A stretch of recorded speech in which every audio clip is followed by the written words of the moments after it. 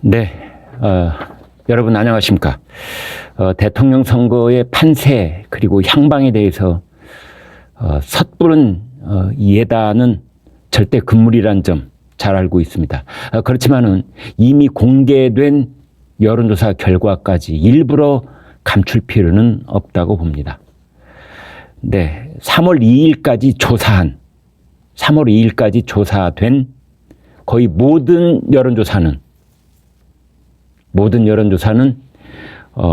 윤석열 후보가 우세한 것으로 그렇게 윤석열 후보를 가리키고 있습니다.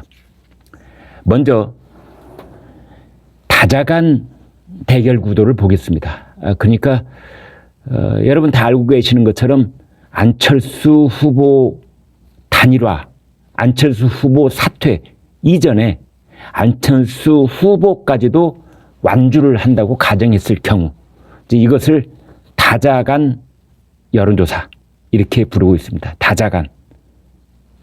이재명, 윤석열, 안철수, 심상정 이 네 사람이 끝까지 뛰는 그 다자간 대결에서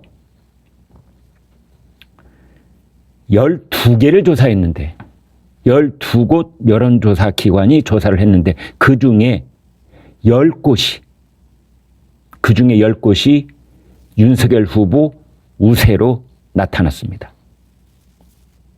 격차는 약 6%포인트쯤입니다. 이것은 오차 범위를 살짝 벗어난 그런 격차가 되겠습니다. 조선일보 TV 조선 칸타코리아 이 조사는 3월 2일 그러니까 3월 들어서 여론조사 공표가 허가된 그 마지막 조사 기간 3월 2일까지 조사를 한 결과를 보면은 이재명 33.8, 윤석열 40.1. 두 사람의 격차는 6.3%포인트.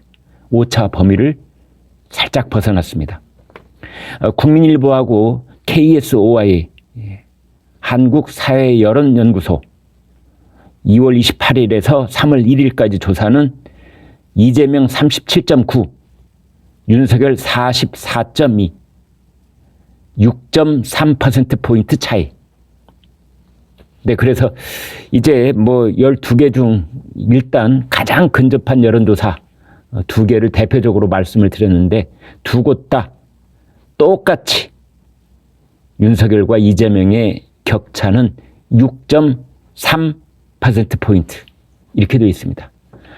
그러니까 안철수 후보가 사퇴를 하지 않았다고 하더라도 범야권의 단일화가 끝내 불발됐다고 하더라도 윤석열 후보가 이재명 후보보다 6.3%포인트 앞서는 것으로 마지막 여론조사는 가리키고 있습니다.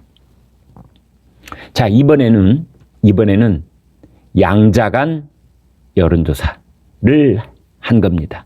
그러니까 양자간 여론조사를 했다는 것은 가상을 해서 윤석열이나 안철수 둘 중에 한 사람이 사퇴를 한다고 가정을 하고 그래서 양자간 대결을 물어본 겁니다. 이것도 가장 근접한 것부터 말씀을 드리겠습니다. 한국경제하고 입소스 여기가 3월 1일, 2일 조사를 했더니 이재명 42.8, 윤석열 48.9 두 사람의 격차는 6.1%포인트.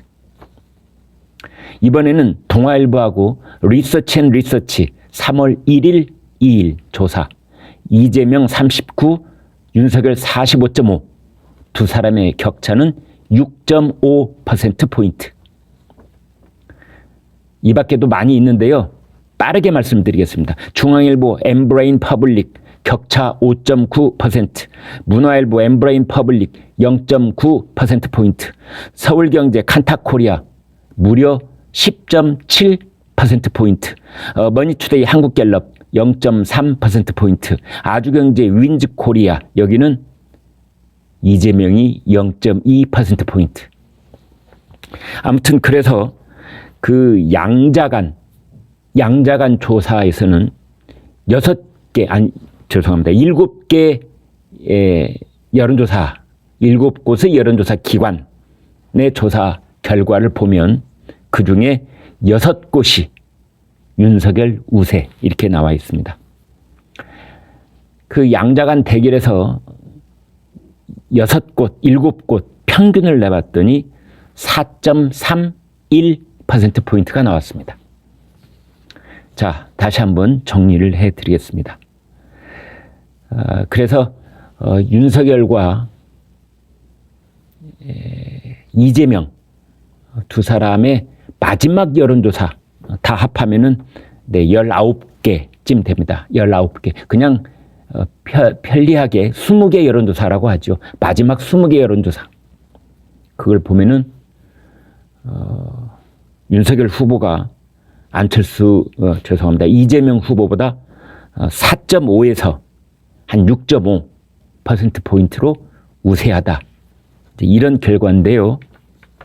그 다음이 중요합니다. 신율 명지대 교수가 이렇게 말했습니다. 단일화가 알려진 이후 조사는, 그러니까 3월 3일 단일화가 알려졌지 않습니까? 전격적으로 3월 3일 이후 조사에서는 윤석열 후보가 5%포인트 상승 효과를 나타낼 것이다. 이렇게 되어 있습니다. 그래서 신율 명지대 교수의 그 분석의 그 단일화 효과를 플러스한다면 이제 그것을 플러스해서 제가 다시 수치를 추정을 했더니 3월 9일 날 드러나는 득표율은 윤석열 후보가 이재명 후보보다 적게는 9.3포인트, 많게는 11.3포인트, 9에서 11포인트, 평균 내면은 10%포인트, 10포인트 차이로 앞설 것이다. 이렇게 추정을 해볼 수 있겠습니다. 여러분 관심 가질 수 있는 그런 몇 가지 항목을 말씀드려 보겠습니다. 5명 중에 4명은 TV 토론을 보고 나서도 지지 후보가 바뀌지 않았다. 이렇게 대답을 했습니다. 그 다음에 이제 윤석열 후보 부인 김건희 씨, 이재명 후보 부인 김혜경 씨, 양쪽 다 배우자 리스크가 있죠. 그것의 영향은 비슷한 것으로 나와 있습니다. 그 다음 안보 정책. 그러니까 윤석열 후보는 사드를 추가 배치하고 최악의 경우 선제 타격도 고려할 수 있다. 이런 주장이고, 이재명 후보는 싸우지 않고 평화를 지켜내는 것이 최선이다. 이런 얘기를 하고 있는데 그것의 여론조사 결과는 비슷한 것으로 나왔습니다. 그런데 이 대장동의 책임을 물었습니다. 대장동 게이트의 책임을 물었더니 이재명 책임이다가 45%, 윤석열 책임이다가 22.7%. 그래서 역시 결정적인 영향은 대장동 게이트. 이것이 거의 더블 스코어로 이재명 후보에게 불리하다. 이렇게 볼 수 있겠습니다. 한국경제와 입소스 여론조사를 보면은 윤석열 후보는 지역으로 봤을 때 호남을 제외한 전 지역에서 우세한 것으로 나와 있습니다. 연령대를 보면은 윤석열 후보가 40, 50 세대를 제외한 전 연령대에서 우세한 것으로 그렇게 나와 있습니다.